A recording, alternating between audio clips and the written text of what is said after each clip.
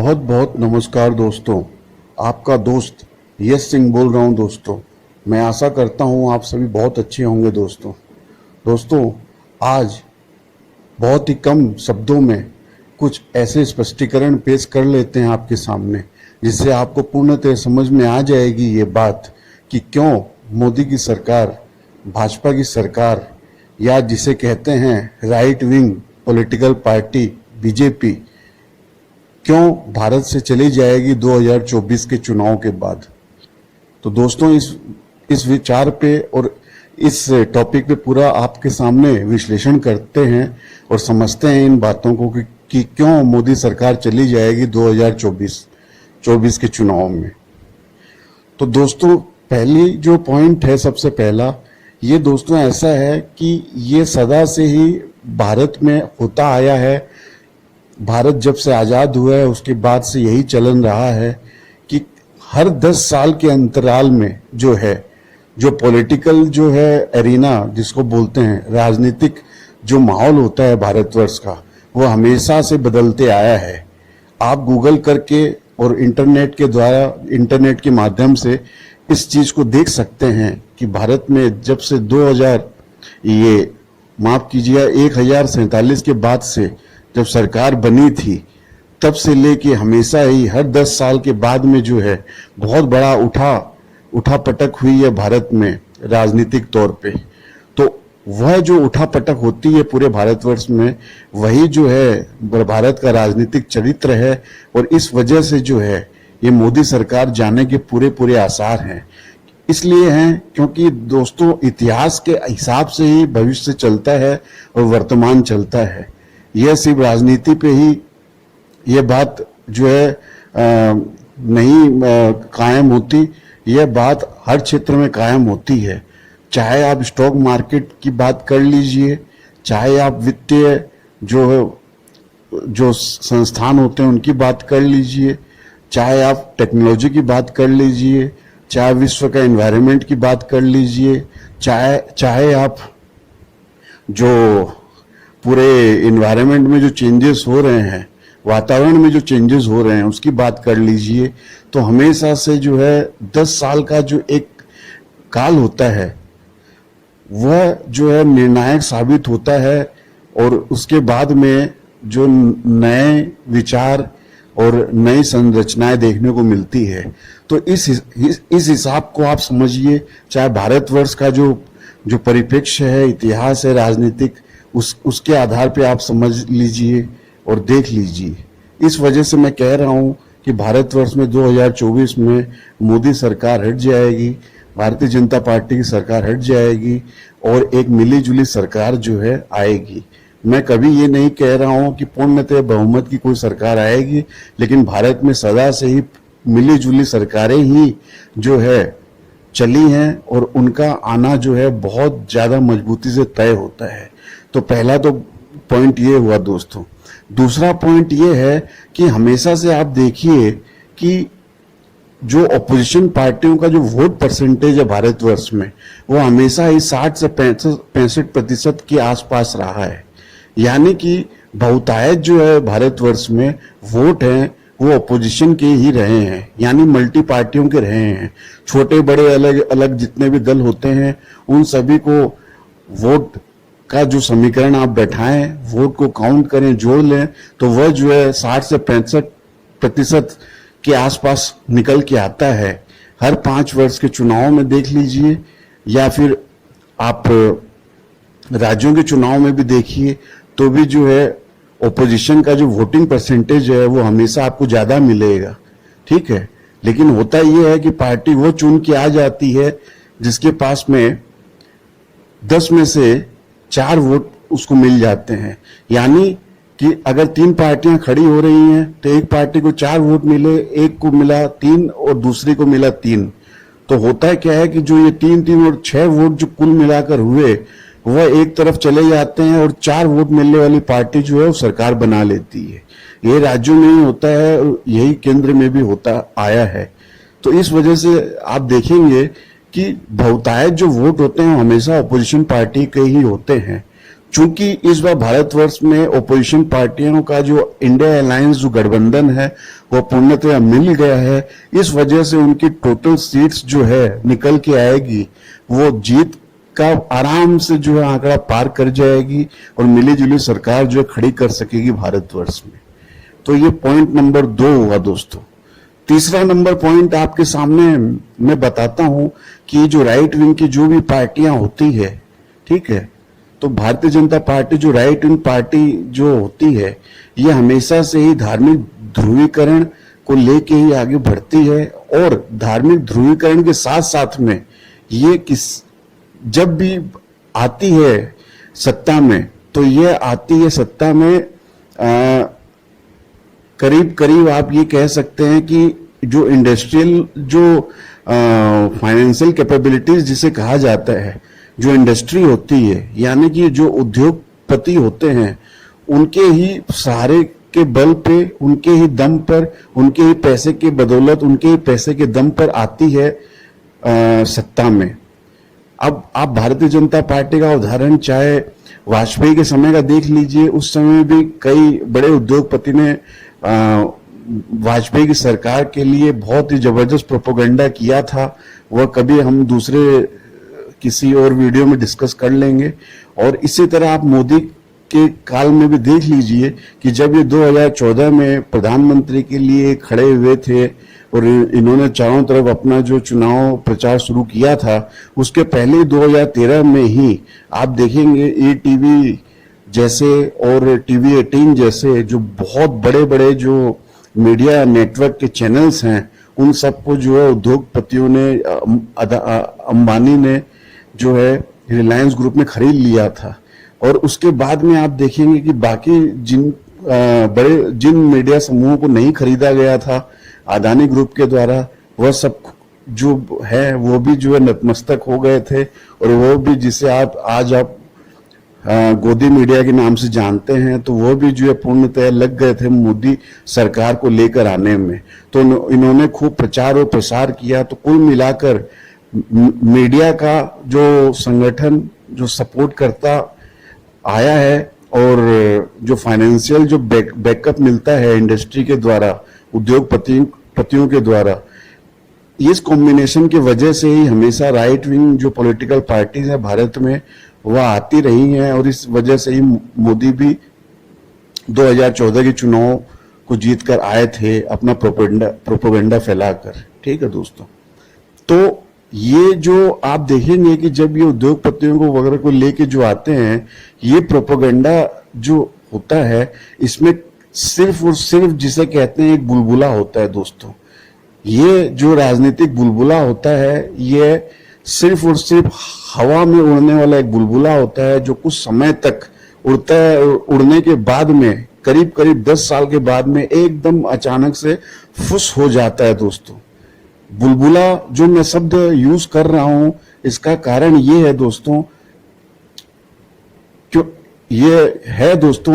क्योंकि आप ये देख लीजिए कि आपको जितनी भी बातें मोदी सरकार के द्वारा सुनी जाती है आपके द्वारा, या आप सुनते होंगे, तो आपको एक चीज दिखाई देती होगी, सुनाई देती होगी कि ये बात करते हैं धार्मिक ध्रुवीकरण की, यह बात करते हैं कि विश्व में डंका बज गया, यह बात करते हैं कि भारत जो है भारत जो है विश्व विधाता बन गया, भारत 2036 में इस तरह का इनके ये ऐसा कर सकते हैं, भारत की इतनी बड़ी प्रगति हो रही है। ठीक है दोस्तों, भारत में इतना कुछ हो गया है, भारत का बहुत बड़ा नाम हो गया। तो ये बुलबुला इसलिए कह रहा हूं दोस्तों कि ये सिर्फ और सिर्फ सुनाई देने वाली चीजें हैं। यह चीजें आपको कहीं भी न विश्व में दिखाई देंगी, न भारतवर्ष में प्रगति होते हुए दिखाई देंगी खुली आंखों से। विश्व के भ्रमण करने वाले कितने कितने लोग हैं, और जो भी भ्रमण करते हैं उन्हें आप जरूर देखते होंगे।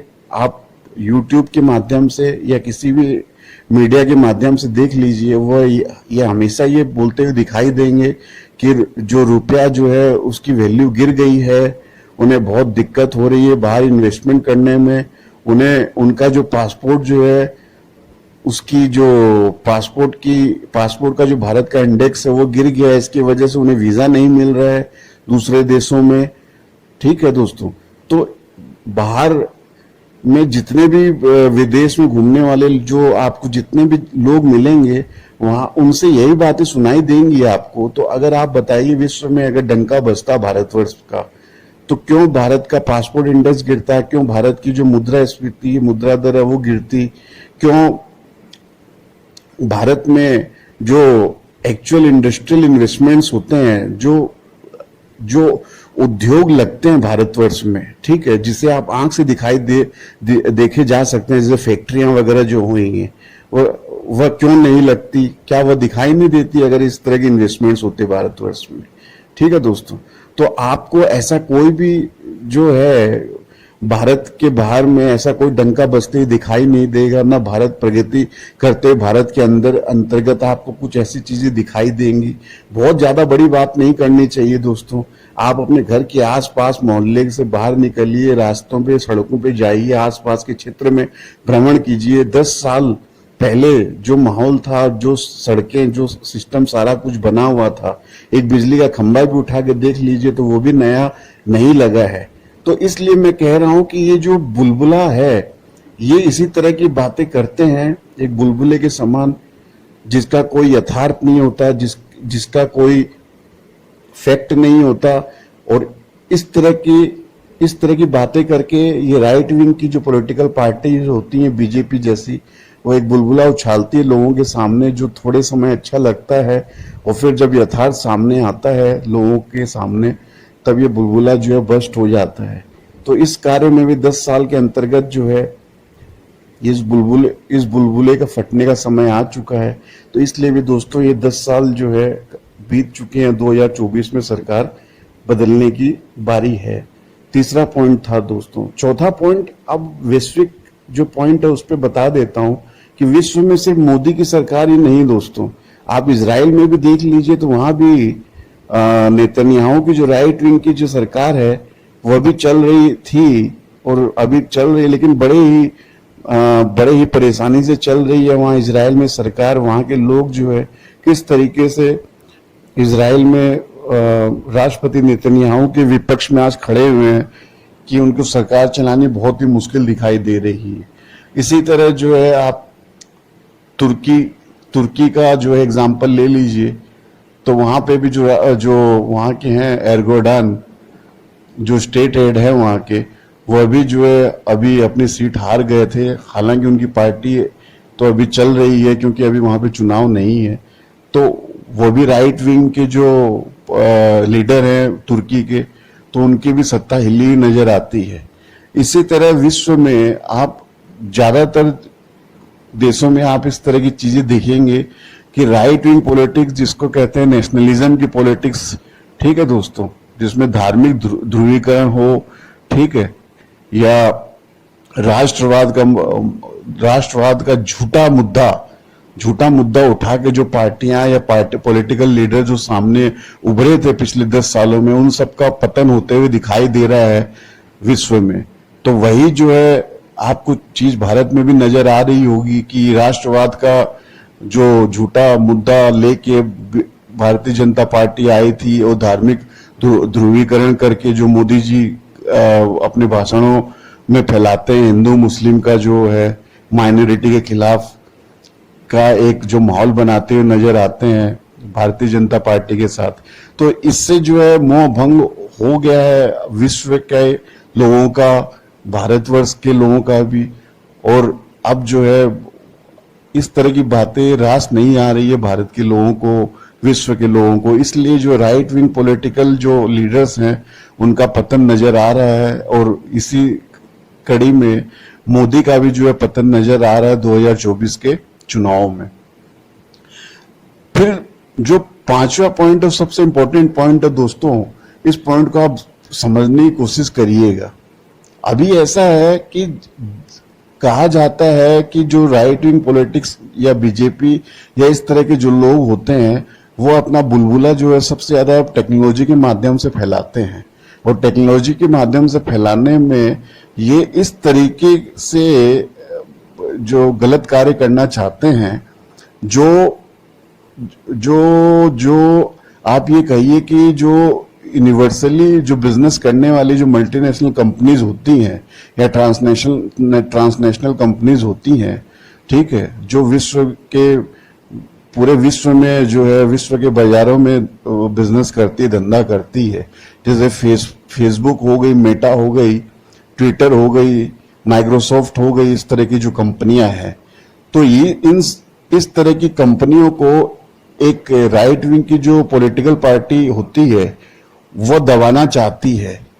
लेकिन दोस्तों बात ये है कि ये जो राइट विंग की पॉलिटिकल पार्टी यानी कि बीजेपी जैसी पार्टियां जो होती है, उनको क्या है कि उनको समझ में आती नहीं है ये बातें कि ये जो ट्रांसनेशनल जो कंपनीज होती हैं, मल्टीनेशनल कंपनीज जितनी हैं बड़े बड़े, उनके जो है आप ये देख लीजिए कि उनकी जो नेटवर्थ होती है एक एक भारत जैसे देश की नेटवर्थ से भी ज्यादा होती है दोस्तों। तो ये बुद्धि की कमी है बीजेपी और ये आरएसएस या राइट विंग के जो पॉलिटिक्स करने वाले लोग होते हैं, उनकी अक्ल की कमी है कि वो जो है ऐसी बड़ी कंपनी को दबाना चाहते हैं जिनका नेटवर्थ जो है उनके पूरे देश की सत्ता से भी बड़ा होता है दोस्तों। तो वो ऐसी पार्टियां, बीजेपी जैसी पार्टियां जो है उनको चैलेंज करने लग जाती है। अभी उदाहरण के तौर पे देख लीजिए, आपके सामने ट्विटर को बहुत दबाया था मोदी सरकार ने, क्योंकि ट्विटर जो है जाना जाता है पूरे विश्व में कि डेमोक्रेसी को सपोर्ट करता है ट्विटर, ठीक है। तो बहुत दबाया गया था ट्विटर पे, फिर ट्विटर पे भी इनकी चली नहीं, फिर ट्विटर जो है बिक गया एलोन मस्क के पास। एलोन मस्क जो चेयरमैन बने, अभी जो नए जो ओनर है ट्विटर के, वो भी इस तरह के ही निकले हैं जो डेमोक्रेसी को लेके जो है काफी सपोर्टिव दिखाई देते हैं डेमोक्रेसी के लिए। तो उनको भी दबाया गया था बहुत ज्यादा, उनको तो इतना दबा के रखा गया है कि उनके और जितने भी बिजनेसेस हैं भारतवर्ष के लिए जो बहुत अच्छे हैं, उसको भी जो है भारत में नहीं आने दिया जा रहा है मोदी सरकार के द्वारा। तो ये हो गई बात। अभी आप देख रहे हैं मेटा जो है फेसबुक, उसके ऊपर में कोर्ट में, सुप्रीम कोर्ट में केस चल ही रहा है कि मोदी सरकार चाहती है कि व्हाट्सएप में जो ये जो कहते हैं इसे कि जो प्राइवेसी है, ठीक है, जो व्हाट्सएप को मोदी सरकार कह रही है कि जो प्राइवेसी है उसको तोड़कर जो है वो सरकार को डेटा उनको उपलब्ध करवाए जब भी मोदी सरकार को चाहिए। जबकि व्हाट्सएप जो है इस बात को मानने को खारिज कर रही है और भारत के ही कानून का उदाहरण दे रही है व्हाट्सएप, फेसबुक, मेटा कंपनी, कि भारत की सरकार ऐसी बातें कैसे कर रही है, जबकि भारत के कॉन्स्टिट्यूशन में ही लिखा हुआ है कि प्राइवेसी जो है वो मूलभूत जो फंडामेंटल राइट है भारत के लोगों का, और भारत की सरकार ही उसे हनन करने को कह रही है। तो बताइए आप, भारत की सरकार को भारत के कानून का ज्ञान और बाहर की कंपनियां दे रही हैं और भारत की सरकार को समझ नहीं आ रहा है।